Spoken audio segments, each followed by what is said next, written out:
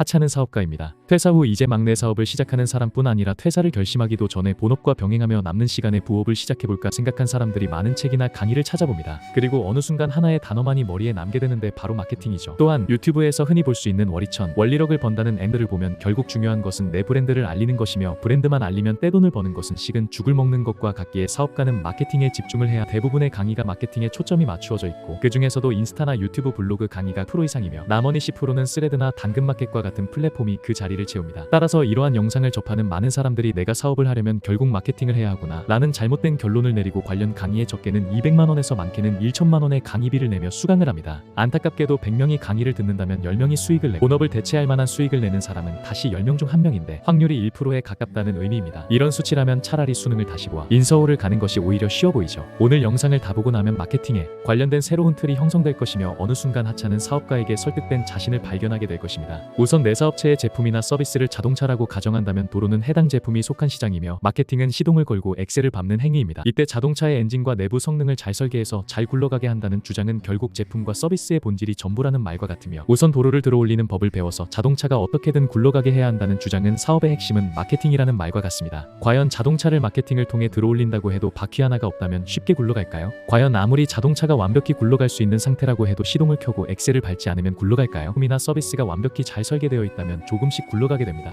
여기에 더해 같은 경사라고 가정해도 시간이 지남에 따라 가속도가 붙고 굴러가는 속도가 점점 빨라질 텐데 속도가 붙기 시작하면 탄력 주행이 가능해지며 이때의 가속도는 입소문을 통해 재구매입니다. 따라서 타겟 소비자의 욕구를 파악하고 사업 아이템을 떠올리고 차별화를 하였다면 제품을 내 시장의 욕구와 일치하게 계속 다듬는 것이 우선입니다. 마케팅이라던가 브랜딩은 그 뒤의 이야기라는 말입니다. 그런데 퇴사 후 내 사업을 준비하는 많은 분들이 유튜브에서 부자 됐다는 사람들 보면 제품이나 서비스가 그렇게 차별화가 되어 있지 않았는데 돈을 쓸어 담고 있지 않냐고 반박을 하는 사람들이 많습니다. 심지어 현실을 모르는 소리라며 일부는 마케팅이 결국 사업의 핵심이라는 말까지 하죠. 아무리 무거운 자동차라도 마케팅을 통해 도로를 거의 수직으로 들어올린다면 자동차는 굴러갑니다. 그리고 위와 같이 유튜버들이 이제 막 사업, 부업에 관심 있는 사람들을 대상으로 광고를 돌려 고액강의 사업을 한다거나 자신의 SNS 채널에서 강의를 여는 사업이 바로 이 케이스죠. 그리고 이렇게 도로를 수직으로 들어올리는 지렛대가 바로 그들의 개인 유튜브 채널 혹은 개인 SNS 채널이라고 볼 수 있는데 여기서 문제는 이러한 형태의 비즈니스 모델은 하나의 채널에만 의존하기에 이 채널이 망했을 경우 리스크가 크고 유튜브나 SNS 플랫폼이 알고리즘 정책을 조금만 바꾸어도 쉽게 채널의 노출이 막히게 되어 자기 상품을 판매할 수 없게 되고 이런 상황에서 자극적인 어구로 문구로 눈길을 끌어보려 하지만 오히려 시청자에게 피로함을 유발시켜 외면받고 시간이 지날수록 트렌드는 계속 바뀌고 컨텐츠에는 한계가 있는데 점점 레파토리도 고갈되어 똑같은 콘텐츠를 찍어내다 보면 결국 채널이 날아감에 따라 사업체도 같이 날아가고 결국 이렇게 묻힌 사업체가 한 트럭입니다. 그리고 해당 유튜버들 또한 이 사실을 스스로 뼈저리게 알고 있습니다. 때문에 언제 망할지 모르는 유튜브 채널에서 자기만의 웹사이트로 유입시켜 최대한 많은 수입을 내기 위해 강의도 팔고 전자책도 팔고 모임도 여는 것이죠. 사업가는 시스템 설계자와도 같습니다. 이는 사업의 전반적인 큰 틀을 볼 줄 아는 눈이 있어야 한다는 말인데 쉽게 설명하면 소비자가 여러분의 제품이나 서비스를 구입하고 여러분의 계좌로 돈이 입금되는 일련의 모든 과정을 체계적으로 나타낼 수 있고 이 전반적인 틀이 머릿속에 담겨져 있어야 한다는 말입니다. 그리고 마케팅이라는 행위 또한 이 틀 안의 한 부분을 차지하죠. 그리고 사업가는 이 전반적인 틀을 세팅을 해야 하며 각각의 틀 안에서 타겟 소비자에게 최적화를 하는 작업은 전문가들이 하는 것입니다. 그런데 여기서 문제는 대부분의 경우 눈앞에 닥친 과제에만 집중을 하다 시간과 돈을 모두 날려먹는 사람이 적지 않으며 전반적인 큰 틀 속에서 사업을 바라보는 것이 가능한 사람은 아주 극히 일부라는 점입니다. 특히 이러한 문제는 1인 사업자에게 가장 많이 발생합니다. 왜 그럴까요? 일하는 한정된 예산으로 혼자 사업을 진행하다 보니 돈을 투자해서 사업을 키우기보다는 자신의 시간과 몸을 갈아서 사업을 진행하는데 그러다 보면 어느 순간 더 이상 일할 수 없는 한계에 부딪히게 되고 오히려 업무 효율은 떨어지게 되며 번아웃이 오게 됩니다. 그래서 1인 사업가는 사업이 성장함에 따라 이 구조에서 빠져나와 각각의 구조의 책임자가 되어 전문가에게 위임을 하고 구조의 위에서 놀 줄 알아야 하는데 효율적인 구조는 새로 확장시키거나 비효율적인 구조를 축소시켜거나 과와의 네트워킹을 모임을 통해 다른 사람의 구조와 내 구조를 연결시킬 줄 알아야 합니다. 아주 흔한 예시로 여러분이 부동산 중개업을 운영한다고 한다면 이 사업체의 구조는 어떻게 될까요? 아마 이런 그림과 같은 구조가 될 것입니다. 그리고 개인 블로그에 자신의 사업체를 홍보하는 글을 쓰고 부동산 매물을 직접 찍어 유튜브에 올리는 것 등은 이 구조 안에서 개선을 하는 행위이지 이 자체가 사업의 본질은 아니라는 의미입니다. 조금 더 깊이 들어가 1인 사업가들이 많이 활용하는 크몽 플랫폼의 구조를 살펴보겠습니다. 크몽은 모두가 생산자가 될 수 있는 열린 플랫폼인데 프리랜서,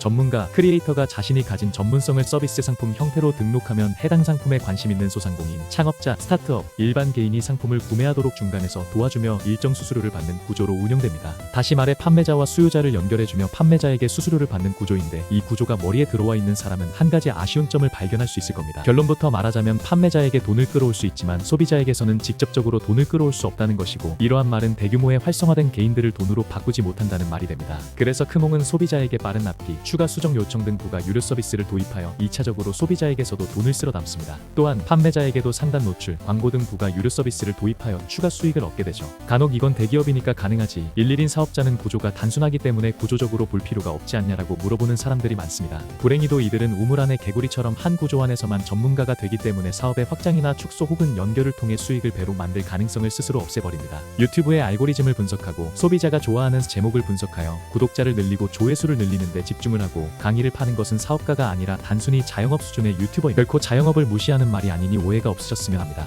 마케팅을 통해서 트래픽을 일으키고 이 트래픽의 전환을 통해 내 사업체에 유입을 시키겠다는 관점에서 내 사업 구조 속에 마케팅이 들어가 있고 구조가 세팅이 되면 각각의 구조에서 끊임없이 개선을 하는 관점으로 바꾸시길 바랍니다. 만약 내 사업체가 하나의 마케팅 채널에만 의존한다면 어떻게 해야 할까요? 메일로 자신의 화장품 사업체가 인스타에 연동이 되어 있는데 경쟁자도 많아지고 릴스 조회수도 떨어지기에 점점 매출이 똥이라는 사연이 많이 옵니다. 심지어 인스타 관련 강의를 몇백이나 주고 샀는데도 효과가 미비하다고 한탄을 합니다. 이 사업체의 구조를 떠올리면 이렇게 단순한 구조입니다. 그리고 쇼핑몰의 타겟은 20대 초반 30대 여자이며 포지셔닝을 성분이 순하고 민감성도 안심하고 쓸 수 있는 착한 잡았죠. 포지셔닝과 차별화 그리고 타겟 소비자에서도 문제가 조금씩 있지만 우선 이러한 사업의 기본이 탁월하다는 전제하의 구조 관점에서 해결책을 떠올리면 뭐가 있을까요? 우선 문제는 사이트로 유입이 되는 구조가 인스타 채널 하나밖에 없다는 점이며 제품의 특성상 화장품 특성상 재구매 주기가 길거나 불확실하다는 점입니다. 또 한 번 써보고 끝인 경우가 많고 효과를 눈에 보이게 전달하기도 어렵고 특히 착한 성분이라는 키워드는 이미 수많은 브랜드가 차지하고 경쟁이 치열한 레드오션이기 때문에 해결책으로는 검색 기반 채널을 확보하고 나는 인스타에만 집중을 하고 대행사를 통해 다른 마케팅 채널에 진출을 하고 기초 라인보다 클렌징 패드, 립밤 등 재구매가 빠른 제품으로 다각화를 하는 방식이 있습니다. 또한 친환경 이미지를 포지셔닝으로 다 쓴 공병을 반납하면 수거를 한 후 수거된 공병은 리필형 리퍼브형 상품 카테고리로 연결하여 더 싼 가격으로 제품을 공급할 수 있죠. 이는 내 기존 제품을 본질로 둔 채 리폼이라는 비본질로 승부를 보는 전략이며 추가적으로 도매업체에서 패키지만 바꾼 PB와 전략 프라이빗 브랜드로 마진율을 높여 물건을 떼올 것 같습니다. 여기서 PB와 전략은 제조는 외부에서 맡기고 브랜드는 내가 만들고 판매도 내가 하는 구조입니다. 대형마트, 드럭스토어, 쇼핑몰에서도 많이 쓰는 방식으로 브랜드는 있지만 제조 공장은 직접 운영하지 않는 구조죠. 또한 내 채널 팔로워 대상으로 인스타 트렌드에 박식한 대학생 인턴을 낮은 인건비로 데려오고 인스타 채널 운영 또한 위임을 하고 소비자 후기를 스마트 스토어, 블로그, 쿠팡 등 재활용 콘텐츠로 확장한 뒤 제휴가 가능하고 타겟이 유사한 소형 뷰티 브랜드, 네일샵, 필라테스, 여성용품 브랜드 등과 콜라보 미팅을 잡고 판을 짜는 것에 집중을 하면 새로운 활로가 생길 수도 있죠. 어떻게 하면 릴스 조회수를 늘릴까? 어떻게 하면 전환율을 높일까의 좁은 구조 속의 고민에서 벗어나 구조의 위에서 놀 줄 알아야 한다는 말입니다.